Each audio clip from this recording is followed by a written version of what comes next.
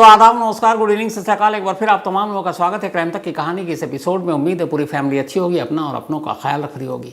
1500 से ज़्यादा कहानियाँ आपको सुना चुका हूँ। हो सकता है कुछ पुनर्जन्म की भी कहानी सुनाई हो, लेकिन मुझे लगता है आज जो कहानी मैं आपको सुनाने जा रहा हूँ, आप में से मालूम नहीं कितने उन्होंने सुनी होगी, लेकिन मैंने कम से कम ऐसी कहानी नहीं सुनी। ये वो कहानी है जिसको जब समझा, रिसर्च किया, इसके पीछे तमाम खोज रहा था, बहुत सारी स्टडी करनी पड़ी।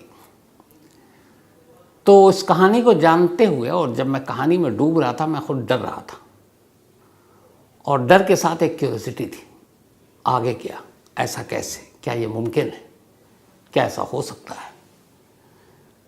लेकिन ऐसा हुआ, और इसलिए मैं कह रहा हूँ ऐसा हुआ कि अमेरिका वर्जीनिया यूनिवर्सिटी, नामी गिरामी यूनिवर्सिटी, वहाँ के साइंटिस्ट तक जो पुनर्जन्म के एक्सपर्ट्स हैं, उन तक को इसे एक स्टोरी के लिए इंडिया आना पड़ा। और उन्होंने आकर यहाँ पूरा रिसर्च किया, फैक्ट्स ढूंढे, और फिर उन्होंने भी कहा कि ये पुनर्जन्म की ही कहानी है। शायद दुनिया में इकलौती पुनर्जन्म की ये कहानी है जिसको इसके एक्सपर्ट्स ने एक तरह से सर्टिफिकेट दिया कि इसमें कोई झोल नहीं है, इसमें कोई गलत नहीं है। पहले कहानी, फिर आपको फैक्ट्स। उत्तर प्रदेश में एक जगह है इटावा, आप लोग जानते होंगे, बहुत नामी जगह है। इसी इटावा के एक गांव में एक परिवार रहा करता था, एक ठाकुर का परिवार। इस परिवार में 3 लोग थे जो गरीब लोग थे, पति पत्नी और उनकी एक बेटी। लेकिन जिस गांव में ये रहते थे उस गांव का नाम है शरीफपुरा। शरीफपुरा 70s की बात कर रहा हूँ मैं, बल्कि 70s की। इस देश में उस वक्त गांव में इतना विकास नहीं हुआ था। न वहाँ बिजली थी, न पानी, न सड़कें, न अस्पताल, न डॉक्टर, न कॉलेज, न स्कूल। बेहद पिछड़ा हुआ ये इलाका। और इसी इलाके में एक ठाकुर गरीब परिवार, उसमें एक लड़की का जन्म होता है और उसकी पैदाइश हुई 1968 में। घर वालों ने नाम रखा सुमित्रा। गांव में कोई रोज़गार भी नहीं था, इसलिए इस गांव के जितने भी मर्द थे वो कामकाज के सिलसिले में इस गांव से दूर बड़े बड़े शहरों में पहुंच जाते। सुमित्रा के पिता भी दिल्ली में आकर मजदूरी और बाकी छोटे मोटे काम कर रहे थे। लेकिन सुमित्रा अभी कुछ साल की हुई, उसकी माँ की मौत हो गई। बाप नौकरी और घर चलाने के लिए घर से दूर, माँ का साया सर से उठ चुका। एक दूर के कज़न ने, जिनकी उम्र भी ज़्यादा थी, अब उन्होंने सुमित्रा को पालना पोसना शुरू किया। सुमित्रा धीरे धीरे बड़ी हुई। बचपन से ही एक तरह से उसको अकेलापन मिला। मजबूरी में बाप दूर रहा, माँ का साया छीन ही चुका था और कोई था नहीं भाई बहन।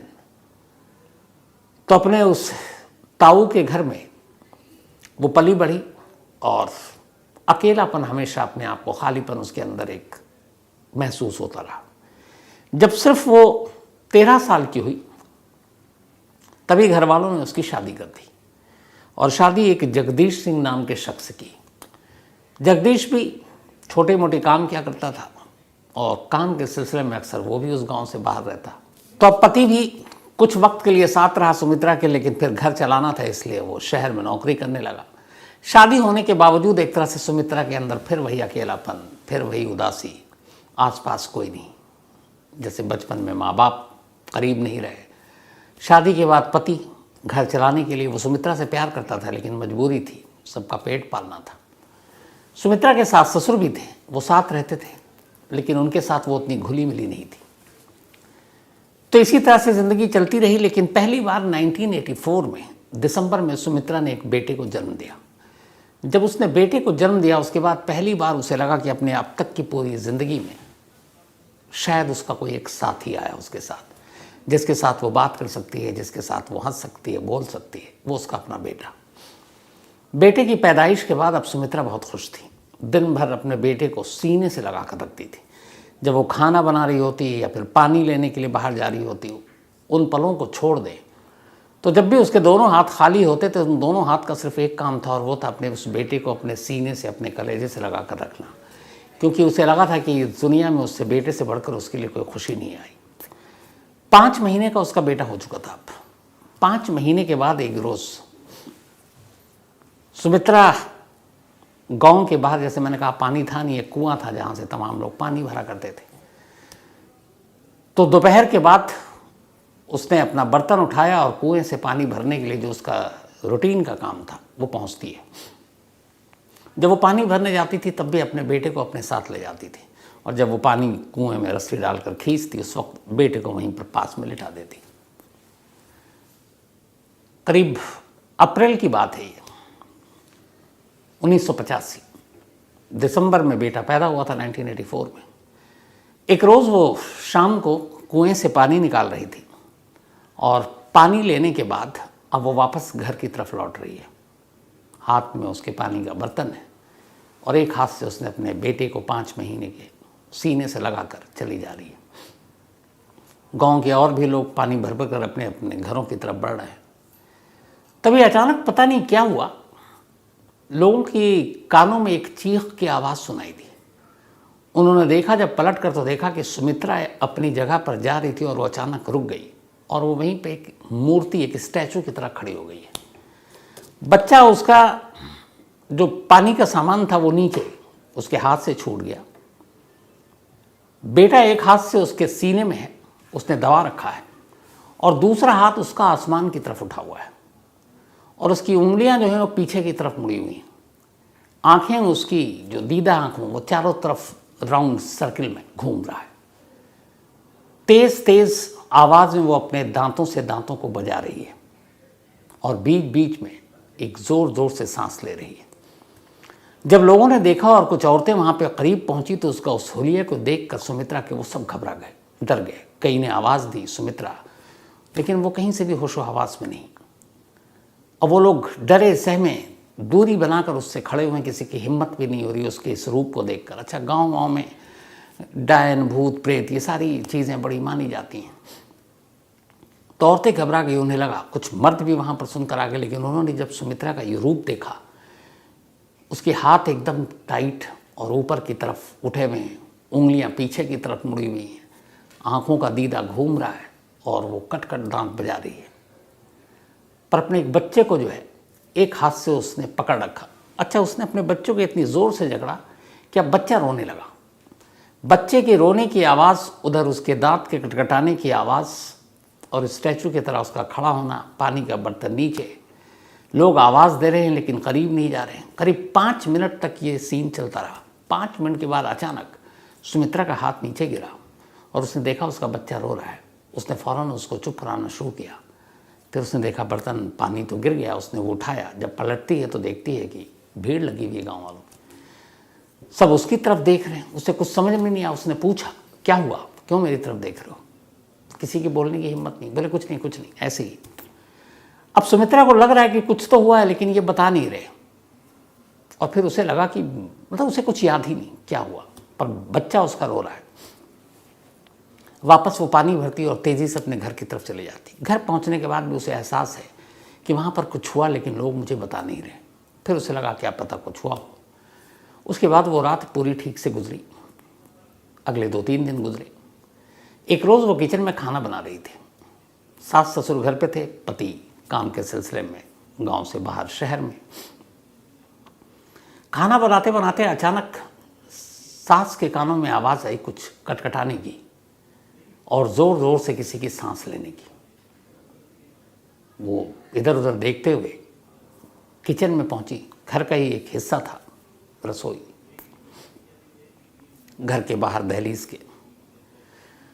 तो जब वो गई तो सास देखकर घबरा गई। जो सुमित्रा थी वो सेम जो 4-5 दिन पहले हुआ था। इस बार उसके दोनों हाथ ऊपर थे क्योंकि बेटा अंदर सो रहा था, और हाथ ऊपर, उंगलियां पीछे की तरफ मुड़ी हुई, आंखों के दीदे घूम रहे हैं, दांत कटकटाने की आवाज़, बीच में ज़ोर ज़ोर से सांस लेने की आवाज़। सास ने उसका ये रूप देखा, वो घबरा गई, वो ज़ोर ज़ोर से उसको आवाज़ देने लगी। वो किसी की नहीं सुन रही है। और करीब 10 मिनट तक ये सिलसिला चलता रहा और उसने किसी की आवाज़, तब तक वो ससुर भी आ गए, सब बोलने लगे, कुछ पड़ोसी आ गए, लेकिन उसने किसी को सुना ही नहीं। वो अपने होश में ही नहीं थी। करीब 10-12-15 मिनट बीते। अचानक उसके हाथ नीचे गिरे। नॉर्मल उसका, उसने देखा चारों तरफ सास ससुर हैं ये है। उसने अपने घूंघट वूंघट डाले वापस, ससुर और के सामने वो डाला करती थी। पूछा क्या हुआ, आप लोग मुझे क्यों देख रहे हैं? अब सब एक दूसरे को, तो सास ने पूछा कि तुमने अभी क्या, कुछ हुआ था?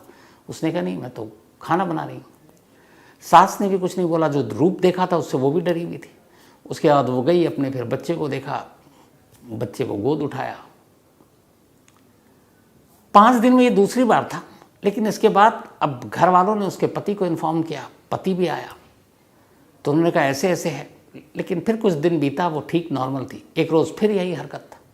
अचानक उसके हाथ ऊपर, उंगलियां पीछे, आंखें नाच रही हैं, दांत कटकटा रहे हैं, तेज़ तेज़ आवाज़ आ रही है।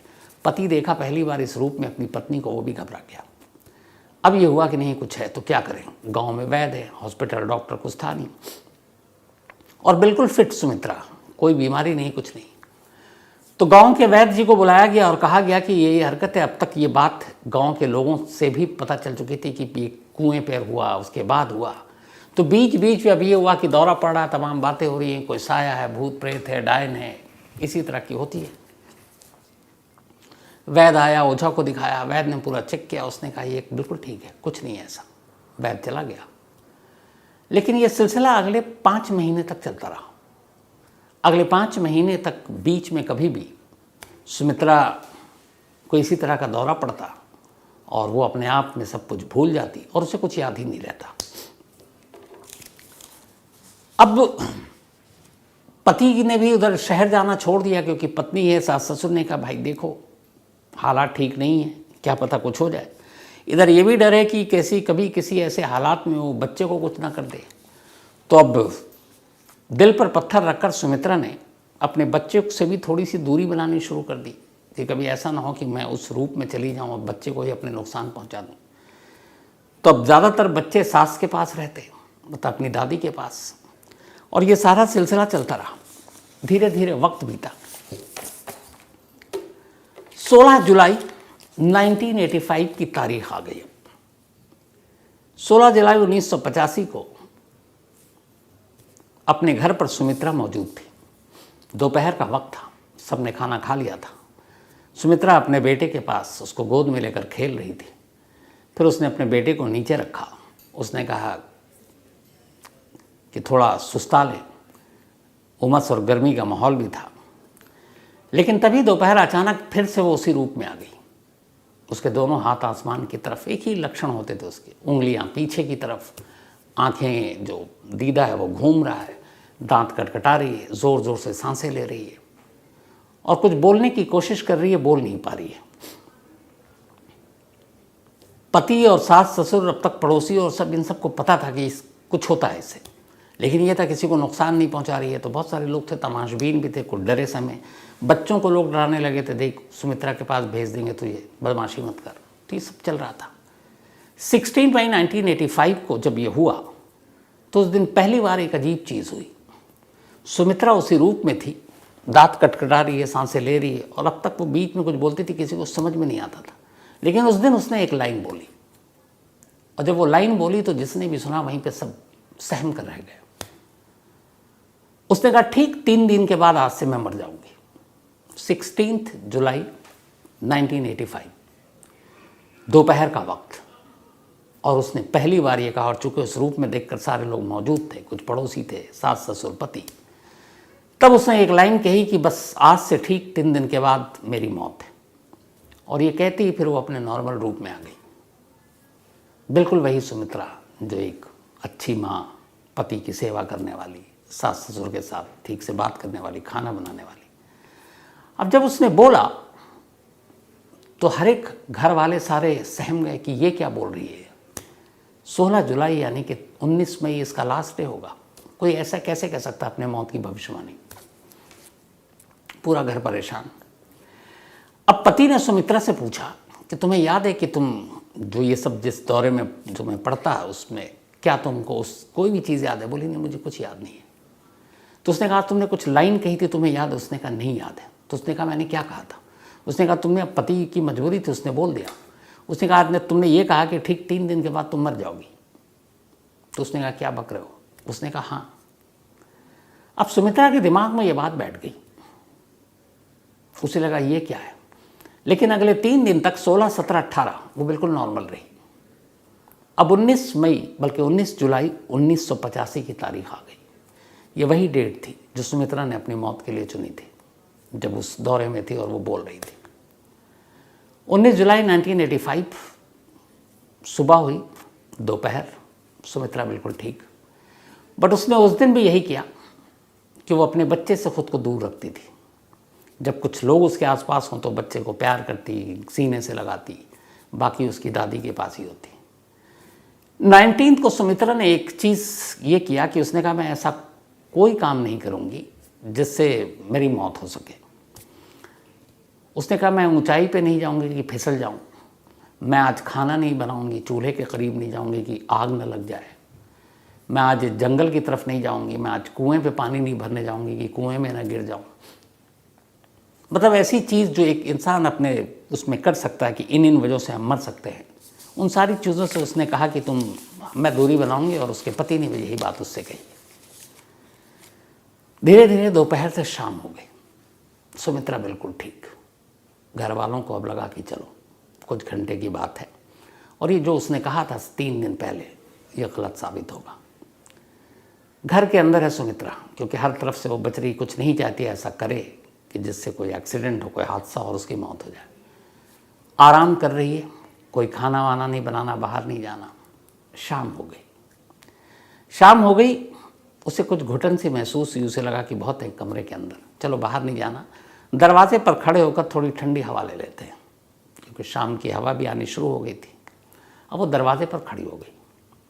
इत्तेफाक से उसकी एक दोस्त वहाँ से गुजर रही थी। उसने उसको आवाज़ दी। उसने कहा कहाँ जा रही हो, कैसी? उस दोस्त को भी इसके बारे में पता था, और ये भी पता था ये तीसरे दिन की कहानी। अब वो उससे बात करने लगी, दरवाजे के बाहर निकली। अब वो जाकर करीब बात कर रही है, और दोनों हंस कर बात कर रहे हैं। वो उससे उसका पूछ रही खैरियत, तुम अब ठीक हो, तुम्हें क्या हो जाता, तुम तो बिल्कुल हट्टी कट्टी हो। और वो कह रही है ये सब पता नहीं ऐसी है, मैं बिल्कुल ठीक हूँ, मेरे बेटे के आने के बाद से मैं बहुत खुश हूँ। और पूरी बात कर रही है, और बात करते करते अचानक एकदम वहीं खड़े खड़े वो यूं ही खड़ी रहती है, और उसके मुंह से आवाज़ बंद। उसके दोनों हाथ ऊपर की तरफ गए, और इस बार उसने कुछ नहीं किया, न दांत कटकटाए, न उंगलियां पीछे की, न नज़रें घुमाई, बस खड़ी हो गई। अब उसकी सहेली उससे बात किए जा रही है, वो जवाब नहीं दे रही है। उसने उसको हिलाया, और वो चट्टान की तरह, बिल्कुल जैसे कोई स्टैचू नहीं होता, मूर्ति, वो वैसे वहीं अपनी जगह टिकी हुई है। मतलब धक्का देने पर भी वो आगे पीछे या गिर नहीं रही है। उसने 2-3 बार पहले हल्के से फिर ज़ोर से उससे पूछा, सुमित्रा सुमित्रा, कोई जवाब नहीं दिया। उस दोस्त को मालूम था इस 3 दिन की भविष्यवाणी वाली बात। अब वो बदहवास चीखती है, ज़ोर ज़ोर से रोने लगती है। उसके चीखने और रोने की आवाज़ सुनकर तमाम पड़ोसी और घर के अंदर से सुमित्रा का पति, सास, ससुर सब बाहर आते हैं। अब तक उन्हें ये लगा था कि शायद शाम हो गई, भविष्यवाणी गलत हो गई। लेकिन जब उसके दोस्त को रोते चीखते देखते वो आते हैं, तो देखते हैं सुमित्रा खड़ी हुई है, लेकिन नॉर्मल है, उसके हाथ पीछे नहीं है, आंखें ठीक है, लेकिन आंखें खुली हुई है। अब वो उसको हिला डुला रहे हैं, लेकिन वो कुछ बोल ही नहीं रही है। बदहवास भाग कर कोई वैद्य को लेकर आता है, वैद्य आता है। अब सुमित्रा को बड़ी मुश्किल से लिटाया जाता है। वैद्य उसके नब्ज़ टटोलता है, दिल की धड़कन देखता है, आंखें देखता है, और थोड़ी देर के बाद कहता है कि अब सुमित्रा जिंदा नहीं है, ये मर चुकी है। सुमित्रा ने जो भविष्यवाणी की थी वो सच में तीसरे दिन सही साबित हुआ। 19 जुलाई 1985, 16 जुलाई को उसने कहा था मैं 3 दिन बाद मर जाऊंगी, और 19 जुलाई 1985 को मर गई। घर में रोना पीटना मच गया। पूरे गांव को उसकी भविष्यवाणी के बारे में पता था। जिसने भी सुना, अब सुमित्रा के घर के बाहर लोगों की भीड़ जमा होनी शुरू हो गई। वैद्य ने डिक्लेयर कर दिया।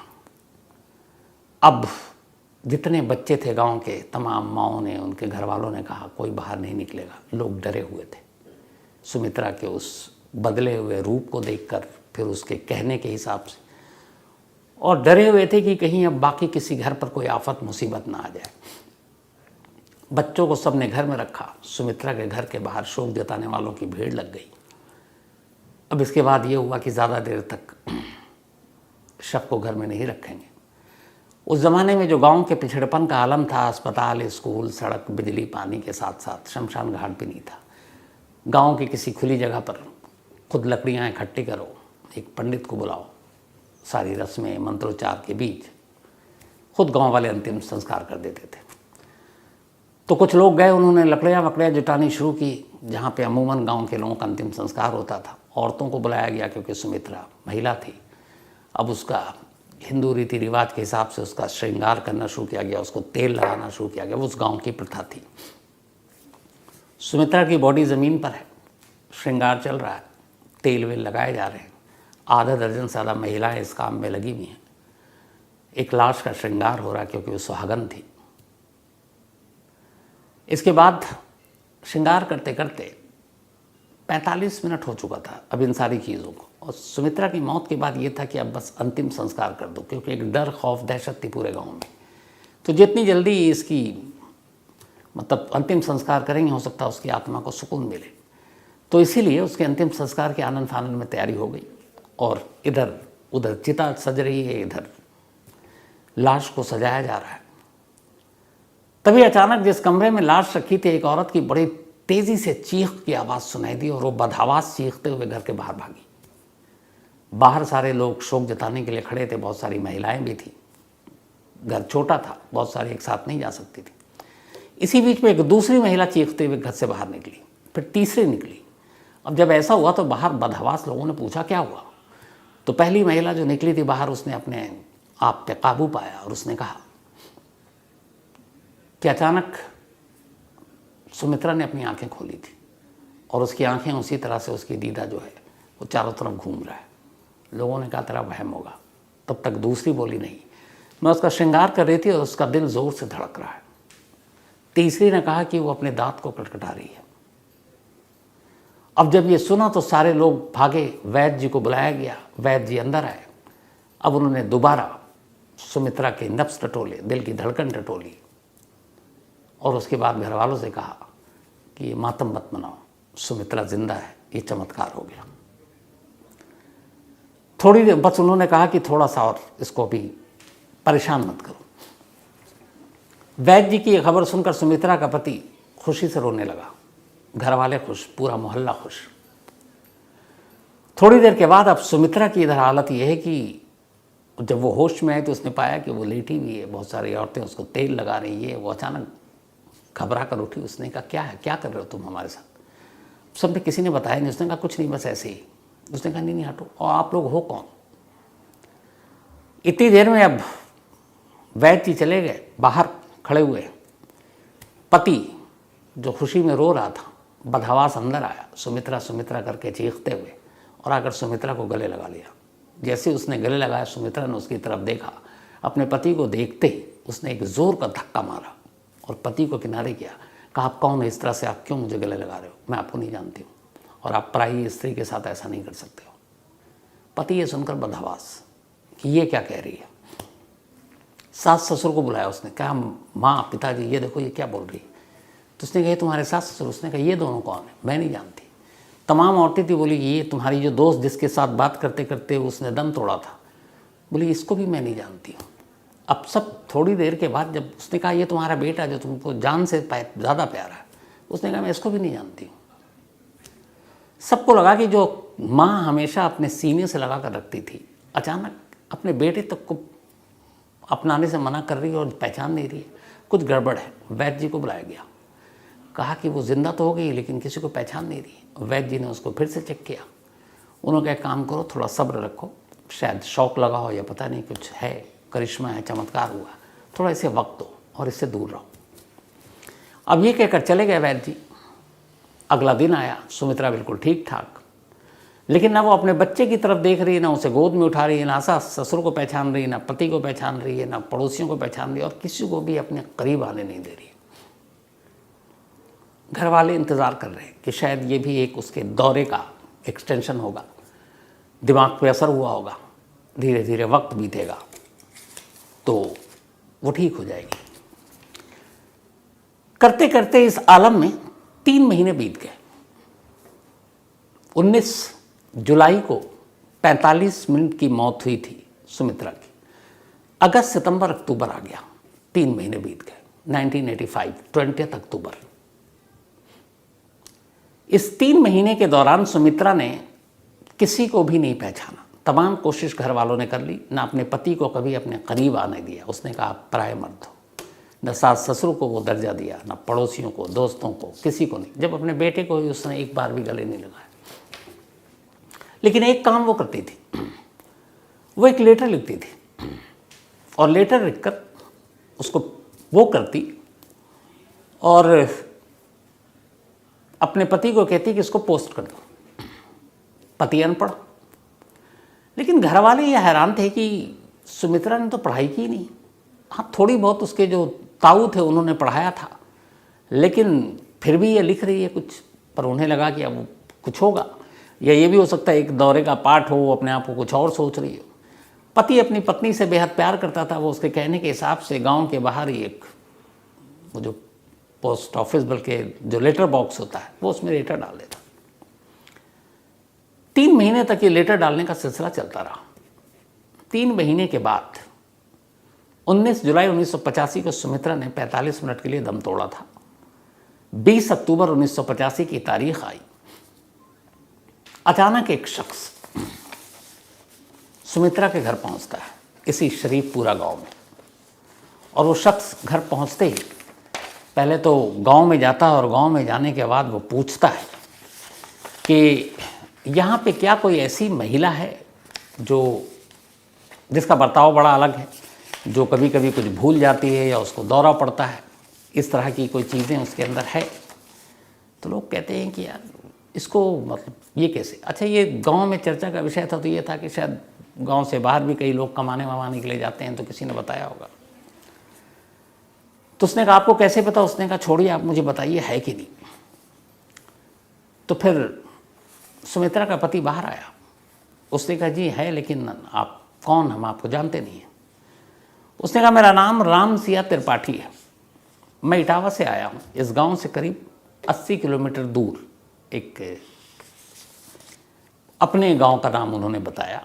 उसका नाम था डिबियापुर। ये शरीफपुरा था जहाँ सुमित्रा रहती थी, और ये राम सिया त्रिपाठी डिबियापुर से आए थे, जो 80 किलोमीटर दूर है इस गांव से।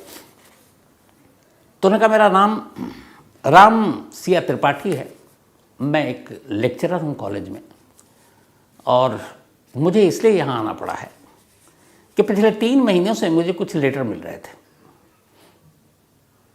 और उस लेटर को मैंने शुरू में नज़रअंदाज किया।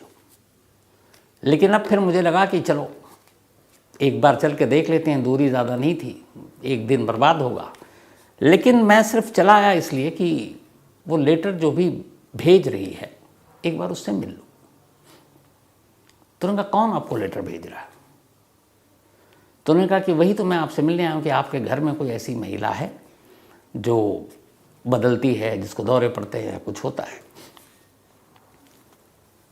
तो फिर उसने पूछा दोबारा, उसके सास ससुर आ गए कि आपका नाम बताइए। तो उन्होंने कहा मेरा नाम राम सिया त्रिपाठी है। जब इस बार उन्होंने अपना नाम बताया तो अंदर सुमित्रा बैठी हुई थी और उसके कानों में ये नाम पड़ गई। जैसे ही नाम सुना, वो बदहवास कमरे से बाहर भागते हुए आती है और राम सिया त्रिपाठी को देखते ही गले लगा लेती है। अब जितने भी लोग खड़े हुए थे सब बदहवास, खुद राम सिया त्रिपाठी पीछे हटते हैं और उसको छुड़ाने की कोशिश करते हैं, लेकिन वो इतनी तेज़ी से गले लगाकर और रो रही है कि किसी को कुछ समझ में नहीं आया।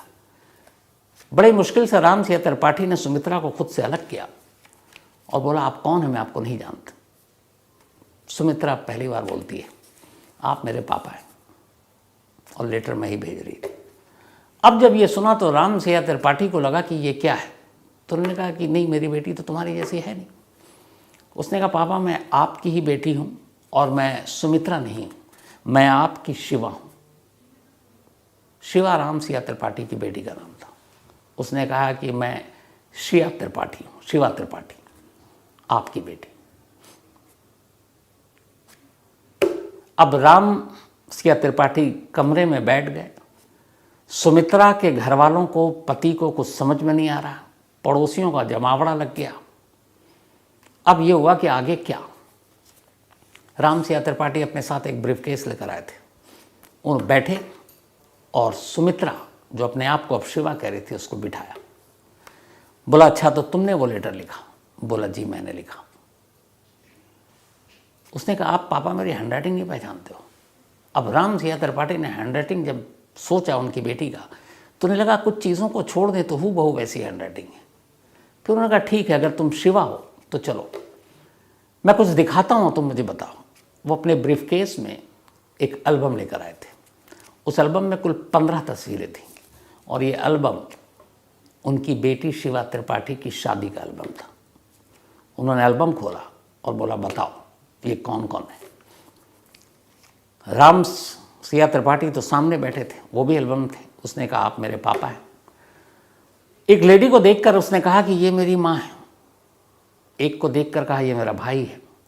एक को देखकर उसने कहा कि ये छेदी लाल है, मेरा पति। 2 बच्चों की तस्वीर को देखकर उसने कहा कि ये दोनों मेरे बच्चे हैं, रिंकू और टिंकू। ये मेरी सास है, ये मेरे ससुर है, ये मेरा देवर है।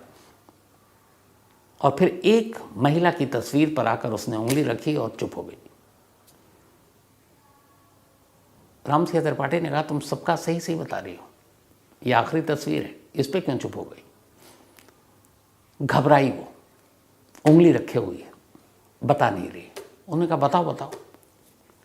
बड़ी मुश्किल से फिर लरसते हुए डरे सहमे अंदाज में अब सुमित्रा कहती है ये मेरी ननद है और इसी ननद ने मुझे सर पर पत्थर मारकर 19 जुलाई 1985 को मेरा कत्ल किया था।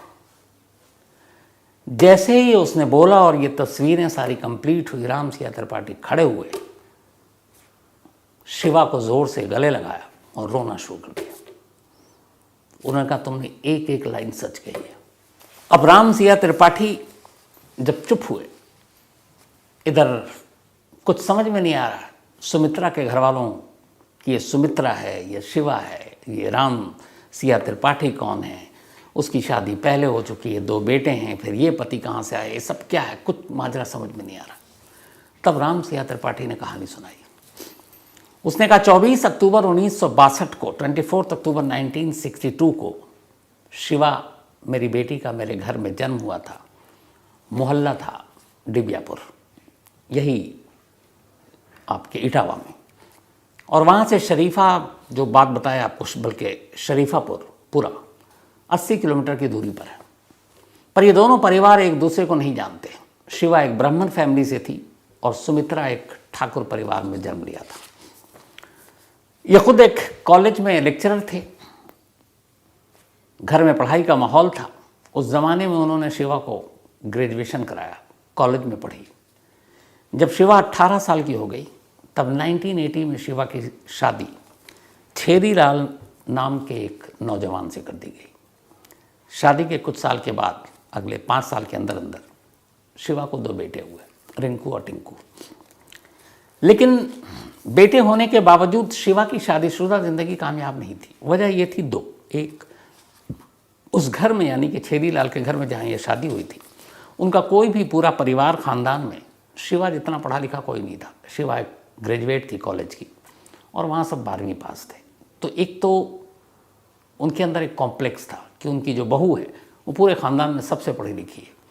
दूसरा, उन्हें लगता था कि उसके पति जो पिता हैं वो लेक्चरर हैं, बहुत पैसे हैं, तो वो डॉरी के लिए भी तंग करते थे और अक्सर ननद भी घर पे रहती थी, लड़ाई झगड़ा चलता रहता था। 18 जुलाई 1985 को अचानक जो शिवा है उसके एक दूर के अंकल ने आकर घर पे खबर दी कि शिवा ने खुदकुशी कर ली है। उसकी बॉडी रेलवे ट्रैक पर मिली है। बदहवास घर वाले भागे। उस वक्त राम सिया त्रिपाठी शहर से बाहर थे, कहीं और थे, दूर थे। वहाँ जाकर जब देखा गया तो देखा गया कि रेलवे ट्रैक के दोनों बीच में शिवा की बॉडी रखी हुई है। कोई भी पार्ट ट्रेन से कटा नहीं है। हाँ, उसके सर पर किसी वजनी चीज़ के चोट का निशान है। ससुराल वालों ने यही कहा कि उसने एक झगड़ा हुआ था घर में, आमतौर पर झगड़ा होता है, उसके बाद उसने जाकर खुदकुशी कर ली। लाश, वो दौर था उस वक्त, इतनी सारी चीज़ें, सोशल मीडिया था नहीं। आनन फानन में लाश घर पहुंचा और शिवा के पिता राम सियाराम का इंतज़ार किए बिना ससुराल वालों ने अंतिम संस्कार कर दिया। ये 18 जुलाई की बात है जो डेथ हुई थी, 18 जुलाई 1985। और इधर उस गांव से 80 किलोमीटर दूर सुमित्रा ने अपनी मौत की भविष्यवाणी 19 जुलाई की थी। 24 घंटे का फर्क था, 80 किलोमीटर के अंदर 2 मौत होनी थी। तो इधर पोस्टमार्टम कर दिया। बाद में अब घर वालों को शक हुआ, उन्होंने अपनी तरफ से तफ्तीश की तो पता चला कि 18 जुलाई को ससुराल वाले रात के अंधेरे में किसी को उठाकर रेलवे ट्रैक पर ले जाते हुए देखे गए। इसी के बाद ससुराल वालों के खिलाफ कंप्लेन किया गया। शिवा के ससुर और हस्बैंड को पुलिस ने गिरफ्तार किया, लेकिन कोई सबूत था नहीं। अंतिम संस्कार हो चुका था, मौत रेलवे ट्रैक पे हुई थी या फिर सर पे वजनी चीज़ से, इसका खुलासा अब हो नहीं सकता था।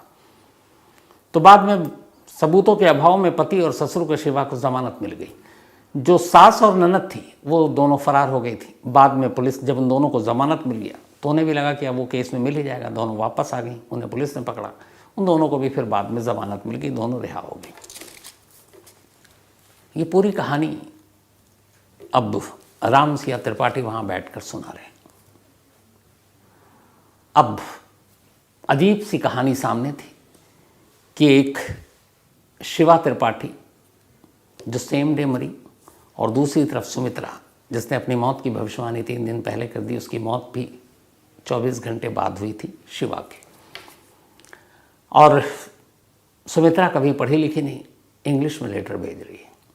कभी वो ठीक से मतलब हिंदी पूरा नहीं बोल पाती थी, वो अपने गांव की जो भाषा होती है यूपी की, उस भाषा में बात किया करती थी।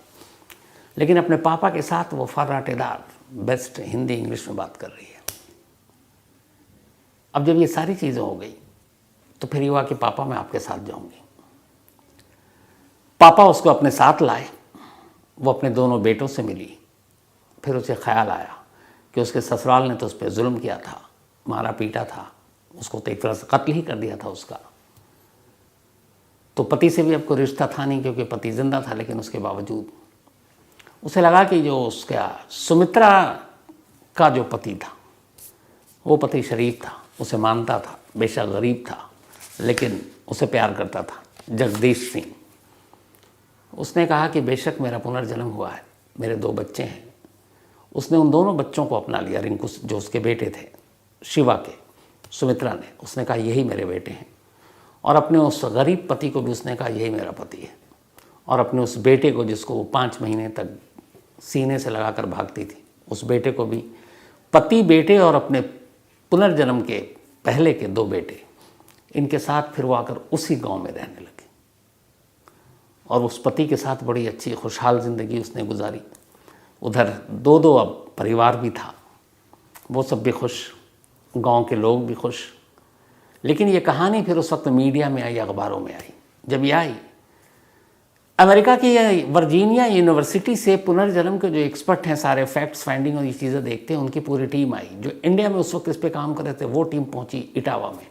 इन लोगों ने बड़ी छोटी छोटी चीज़ों की फैक्ट्स की चेकिंग की, इंटरव्यू किया दोनों परिवार का, गांव के लोगों का। वो सारे डॉक्यूमेंट्स निकाले, शिवा की मौत का, सुमित्रा के जन्म शादी का, तस्वीरें निकाली दोनों के अलग अलग। हालांकि उसके गांव की तस्वीरें कम थी, लेकिन जो भी मिली वो सारी चीज़ें, हैंडराइटिंग मिलाया, क्वेश्चन किया उससे अलग अलग दोनों परिवारों के, उस जन्म और इस जन्म का, टाइमिंग मिलाई। और फिर वर्जीनिया यूनिवर्सिटी ने डिक्लेयर किया, और इंडिया का जो एक रिसर्च इसके ऊपर काम करते हैं, कि दुनिया का इकलौता और शायद पहला ऐसा पुनर्जन्म का केस है जो सच्चा है।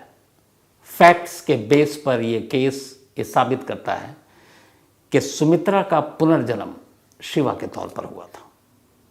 तो ये पुनर्जन्म की कहानियाँ बहुत आती हैं, लेकिन ये इकलौता केस है जिसको प्रूफ, एक तरह से प्रूफ किया गया कि ये सच है। तो अब सुमित्रा, या ये कहें कि शिवा, अपने पहले पति, मतलब जो सुमित्रा का पति था, उसके साथ रहने लगी। 3 बेटे, धीरे धीरे वक्त बीता, सब कुछ अच्छा चला। 1998 85 में ये हुआ था। उसके करीब 13 साल बाद अचानक एक रोज़ बीमारी से सुमित्रा या यूँ कहें कि शिवा की मौत हो गई। और सुमित्रा या शिवा की मौत के 1-2 साल के बाद उसके पति जगदीश सिंह की भी मौत हो गई। बच्चे आज भी हैं, परिवार आज भी है, और ये कहानी आज भी है। और ये वो कहानी है जो दुनिया में इकलौती ऐसी कहानी है जिसके पुनर्जन्म की सच्चाई पर मुहर लगी है। तो ये थी आज की कहानी।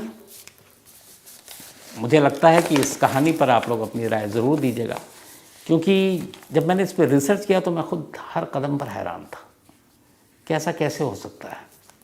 लेकिन जब इतने सारे फैक्ट्स हैं तो इसको झुटलाया नहीं जा सकता। तो आज की कहानी में इतना ही, लेकिन कहानी ख़त्म करूं उससे पहले वही अपना सिलसिला। आज उषा कामले जी, इनकी 60वीं सालगिरह है, यानी कि 60th ईयर, 60 साल की आज हो चुकी हैं। तो उषा जी हैप्पी बर्थडे, और मेरी यही दुआ है ऊपर वाला आपको हमेशा लंबी उम्र दे, सेहत दे, आप हमेशा अच्छी रहें, आपका परिवार अच्छा रहे। और ये भेजा है शंकर कामले, उनके बेटे हैं, और रेणुका जी, इसके अलावा शुभांकर और अश्वथ, ये दोनों पोते हैं। साथ ही सोनल शर्मा, इनका भी आज जन्मदिन है, तो हैप्पी बर्थडे सोनल। और ये हिमांशु सिंह ने भेजा है। रीता मेंडोंजा, इनका भी आज जन्मदिन है, तो हैप्पी बर्थडे रीता दी। और ये लंदन से हैं, and thank you so much आपके इस मेल के लिए। अतानु गोस्वामी का भी आज बर्थडे है, तो हैप्पी बर्थडे अतानु। साथ ही शकील खान, इनका भी आज जन्मदिन है, ये रियाद में है, तो हैप्पी बर्थडे शकील। दीपक सेन गुप्ता, बल्कि दीपक सानगुले, थैंक यू सो मच आपके मेल के लिए। Sumer Rathore, thank you so much आपके मेल के लिए। हर्षिल ठक्कर, थैंक यू, और ये सरे से हैं, और आपके इस प्यार के लिए। साथ ही Mubeen Khan, thank you so much. Sagar Bhale Rao, thank you so much, उन्होंने कहानी की फरमाइश की है। इसके अलावा सईद चौधरी, कमाल है, सईद चौधरी साहब ने ये एक मेल लिखा कि क्या आप मुंबई में हैं, क्योंकि उन्होंने मुझे कहा कि मैंने सपने में देखा कि आप मुंबई आए हुए हैं, तो अगर आप मुंबई में हैं तो मुझसे मिल लीजिए, या क्या आप मुंबई आने वाले हैं। तो सईद चौधरी साहब, मैं दिल्ली में हूँ, आप रात को लगता है कहानी देख के सुन सकते हैं। तो कई लोगों के रात के मैं सपने में आ जाता हूँ। उसकी शायद एक वजह यही है कि आखिरी चीज़ जो होती है वो आप मेरी आवाज़ सुनते हैं और कहानी सुनकर सो जाते हैं। तो कहते हैं जो आखिरी चीज़ होती है वो सपने में ज़रूर आता है। लेकिन वैसे कभी मुंबई आऊँगा तो सईद भाई आपसे ज़रूर मिलूँगा। तो आज की कहानी में इतना ही। अब आपसे मुलाकात होगी कल रात 9 बजे किसी नई कहानी के साथ। तब तक अपना और अपनों का ख्याल रखिएगा। Thank you very much.